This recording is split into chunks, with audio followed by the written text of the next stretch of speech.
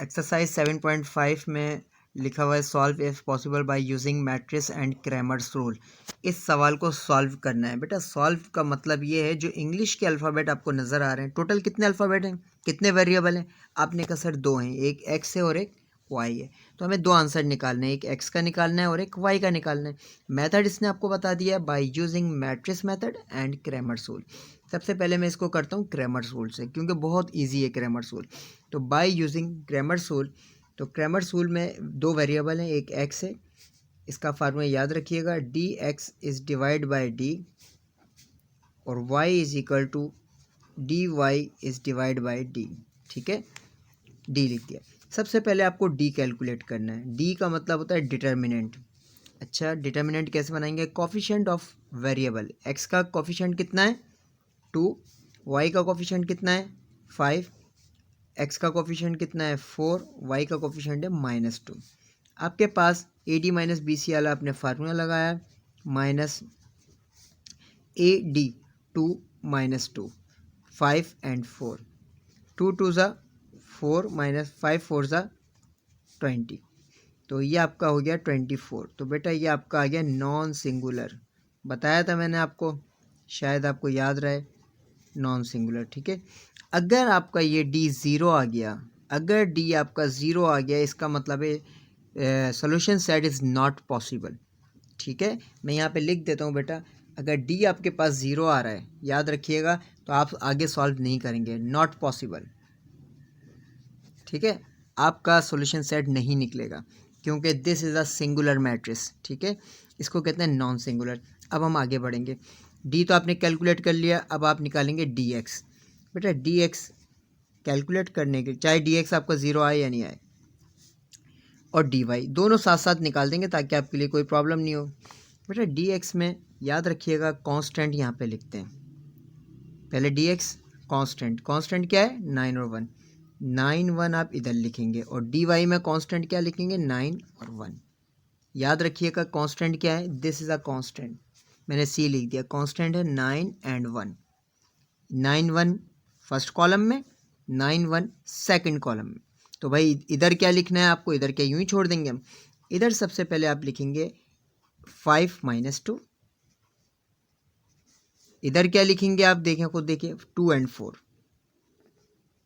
अब दोनों को आप सॉल्व करें, A D minus B C, A की जगह पे 9 -2 5 1, 9 2 ज़ा 18 -5 कितना हो जाएगा? माइनस का 23। ठीक है बेटा, ये मैंने बराबर में कर दिया, आप देख लीजिएगा, जगह हो तो कर दीजिएगा, वरना आप सफाई से काम करना बेटा।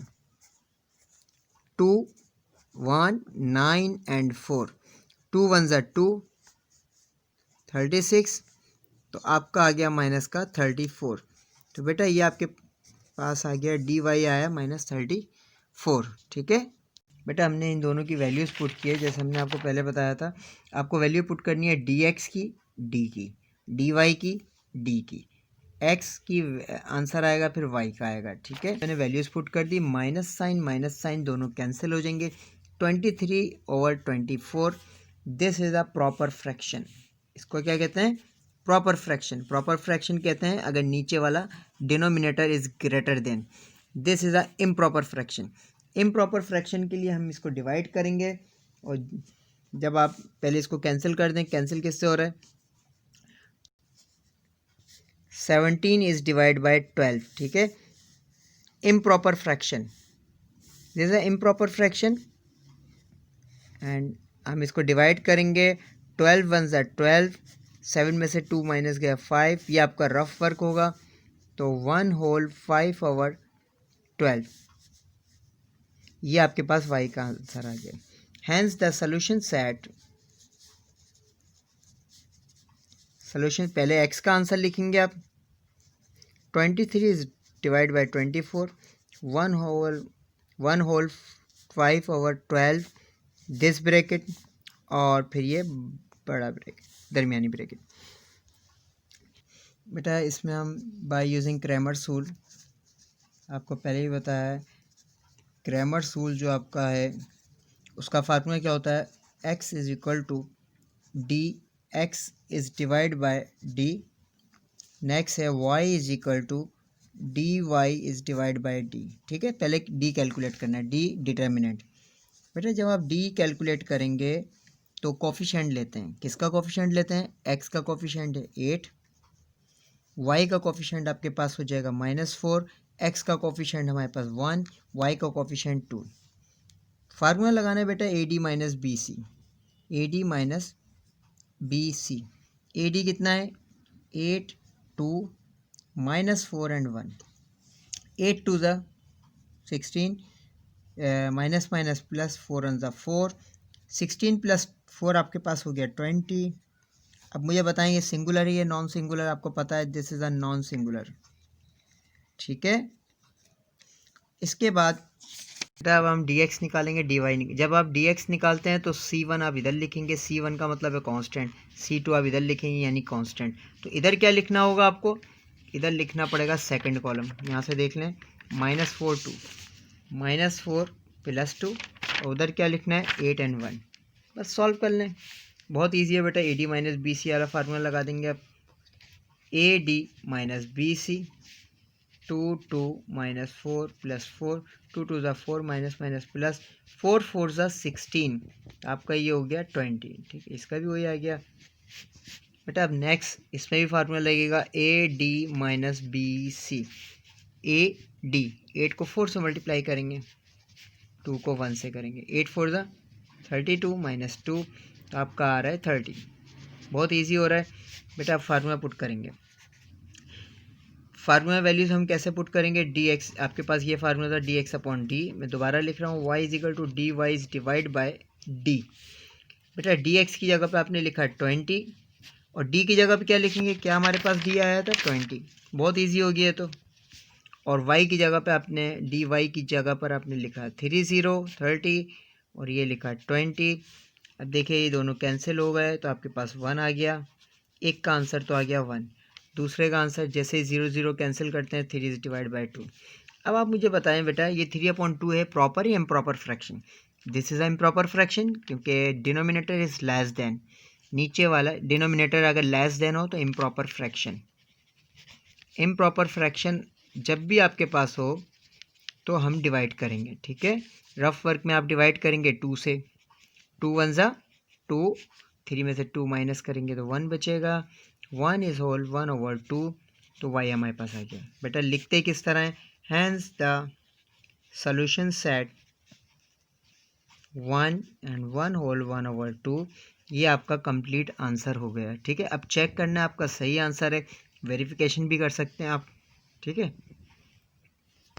बेटा, ये आपको होमवर्क है बेटा। Question number 3, 4x + y = 2, 7x + 2y = 3।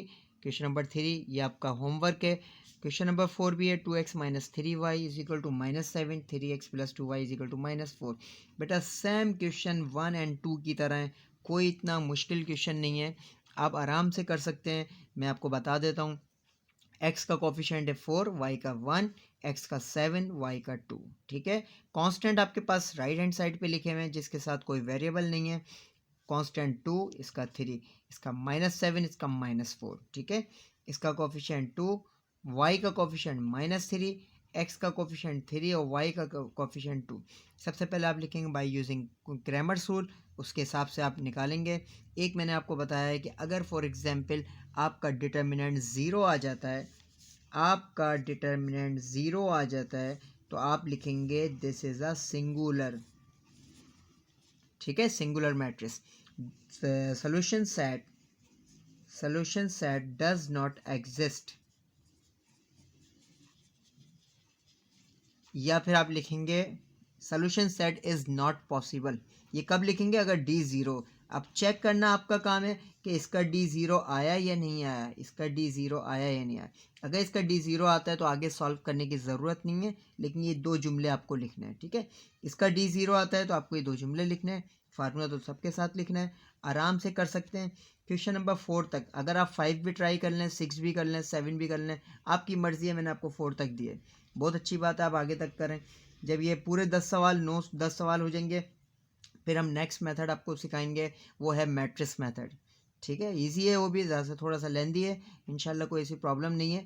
Practice करनी है आपको, ठीक है, अच्छी तरह प्रैक्टिस करो, मुझे काम चेक करवाइए लाजमी।